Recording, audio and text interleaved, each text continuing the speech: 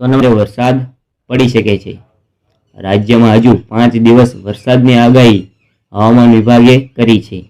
સૌરાષ્ટ્ર, કચ્છ અને ઉત્તર ગુજરાત સહિત રાજ્યભરમાં આગામી 5 દિવસ ભારે પવન ફૂંકવાની સાથે વરસાદ વરસશે।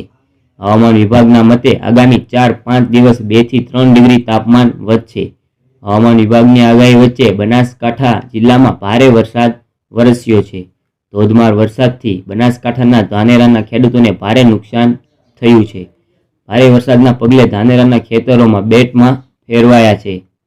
હવામાન વિભાગના જણાવ્યા અનુસાર રવિવારે બનાસકાંઠા, સાબરકાંઠામાં વરસાદની આગાહી કરવામાં આવી હતી। હવામાન વિભાગની આગાહી પ્રમાણે સોમવારે અને મંગળવારે મહીસાગર, નવસારી, વલસાડ, દાહોદ, પંચમહાલ, દમણ, દાદરા નગર હવેલી ગાજવીજ સાથે વરસાદની આગાહી વ્યક્ત કરવામાં આવી છે। સૌરાષ્ટ્ર, કચ્છમાં હવામાન સૂકું રહેવાની આગાહી કરવામાં આવી છે।